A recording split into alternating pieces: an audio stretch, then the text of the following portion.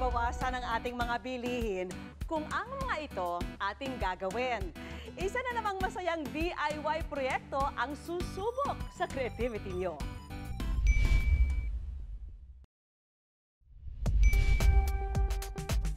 Goodbye and thank you 2018 para sa chic and comfy fashion trends. At dahil hello 2019 na, iba na ang ating fashion drama. Colors, coral will dominate the fashion scene talaga. Fabrics, leather, fur, silk will be in demand as well. Bumabalik yung fashion. Eco-friendly environment, we're considering the environmental challenges that we are facing right now. Ang sayang maging updated sa fashion, ano? Yun nga lang, para maging in, minsan, ang laman ng wallet, kailangan ding limasin. Oh no! Paano naman ang yung New Year's resolution na pagtitipid? Ito na nga ang dilema ng stylish couple na sina Joey at Marjorie. Gusto man daw nilang makisabay sa fashion trends this year, nanghihinayang naman sila sa gastusin. Pag kasi pumasok na yung January, yung mga nagastos mong Christmas, gusto mo nang bawiin, so magtitipid ka. Tsaka mas okay sana umpisahan yung taon na maganda yung money savings routine mo, pero gusto mo rin bago yung damit mo. New Year, new me nga, di ba? Hindi ba pwedeng ma-enjoy both? Halukayin na ang baul para sa mga lumang damit ni hubby, boyfie o kahit na brother dear. Ang mga men's clothes na yan, itatransform natin para maging atin. Ito na, gagawa ng paraan ni Kim para maging new look ito para sa iyo. Thanks, Ate Love. Ako nang bahala dito sa polo ni Joey. Kunin na ang sewing kit para umpisahan ang transformation. So, ang gagawin natin dito sa ating long sleeve ng polo ay sleeveless blouse na may Peter Pan or baby collar. Para madaling magupit ang sleeves, ilatag ng patabingi ang polo sa mesa. Dito sa tahi, magme-measure lang tayo ng mga 1 inch from yung tahi at dito tayo magugupit. Ayan, so natanggal na natin ang ating sleeve.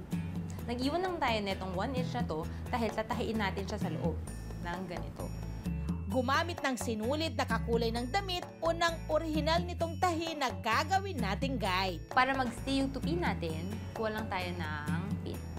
Ipipin natin yung pin. Umpisahan na ang pagtatahi. Ulitin ang proseso sa kabilang manggas. Ayan, so tapos na siya. Wala na siyang sleeveless version na siya ng ating polo kanina. So, para mas maging girly pa siya lalo, gagawan lang natin siya ng Peter Pan collar or baby collar, which is yung parang pa-curve na collar dito para mas girly siya. Gumamit ng kahit anong round object na pwedeng gawing pattern sa curve. So, ang next step is, gugupitin lang natin siya.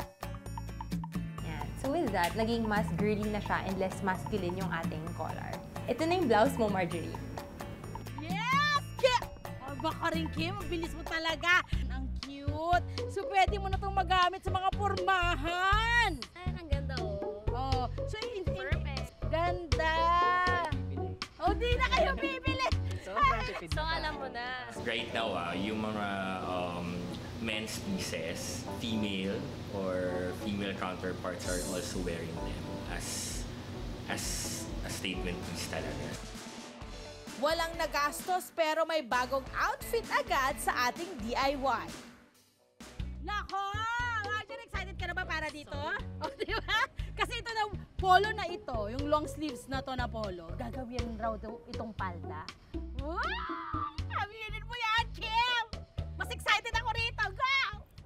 Ito namang checkered polo mo, Joey. Gagawin nating pencil skirt. So, itong pinakaharap nating botones ay magiging lock, yung pang lock na or pang sara na ng ating skirt natin. So, isasara lang natin siya para makita natin kung anong itsura niya.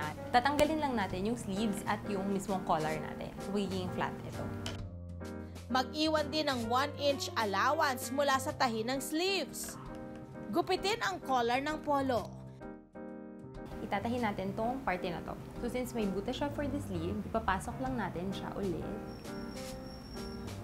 At susundan natin itong tahi dito. Tiyaking sa loob ng damit ang tahi para hindi ito makita kapag isinuot. Susundan lang natin yung tahi nung ilalim ng ating skirt part or polo part. Tapos, tatahiin lang natin tuloy-tuloy hanggang dito. Susundan kasi nito ang hulma ng balakang para maging fit. Pag sarado na ang magkabilang gilid, tahiin ang itaas na skirt para maitago ang ginupit na bahagi. So, bago nyo siya tahiin, buksan lang natin yung pinakataas na botones para hindi nyo siya matahi together. And just like that, tapos na ang ating pencil skirt. So, yung actual polo, checkered polo natin, kanina, meron siyang dalawang pockets na nandito sa harap na part. So, ang ginawa natin is niretain natin yung pockets, tapos nandito siya ngayon sa hips. So, madali lang siya suotin. Ganyan lang, at bukas na siya. Ate Love, Marjorie, Joey, magic no? Pencil skirt na siya. Why? Ay! Ay, ang ganda! Ito yung palda! Mairarampa na ang DIY pencil skirt na ito nang hindi gumagastos ni 5. At bilang Marjorie, ang 2019, ang kanyang lucky color ay coral. Oh, di ba? Ito na, Kim! Oh, go, Kim! Ayan, Joey, sakto. Color of the year, coral yung t-shirt mo. So ngayon, gagawin na natin siyang cardigan. Bukod sa pantahi, kailangan din ng fabric glue at tassel na nabibili sa mga mall. So, unang step natin is i-flat ulit natin siya sa ating mesa dito. Tapos, hahanapin lang natin yung gitna ng ating t-shirt. Pwede natin siyang i-fold ng ganito para mahanap yung gitna. Kapag pantay na ang tiklop sa gitna, pwede na itong gupitin para makagawa ng opening. Gupitin din ang collar ng t-shirt.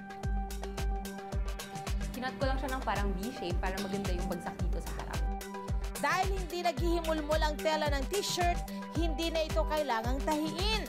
Banatin na lang ito para tumiklop ang dulo. Pero dadagdagan lang natin siya ng design. Lalagyan natin siya ng mga tassel dito sa dulo. Gumamit ng fabric glue sa pagdikit ng tassel sa damit. Ate Love, ready na siyang isuot ni Marjorie. Ito, catch! Thank you so much, Kim! Ito na naman, parang yung order natin, nandyan lang, di ba? Oh. Yung mga small details like that, yung mga tassels, fringe, fur, trend din siya. It will be part of the 2019 trends. Maglaan lang ng 80 pesos para mairampa ang DIY cardigan. Pwede nang sumabay sa bagong taon ang mga bagong outfit na ito. Ngayong bagong taon, hindi naman masamang sumunod sa usong fashion. Kailangan lang maging wais sa mga paraang may isip. Huwag matakot mag-explore at mag-do-it-yourself para naman ang inyong closet at wallet hindi sumigaw ng help! Happy New Year, mga ka-good news!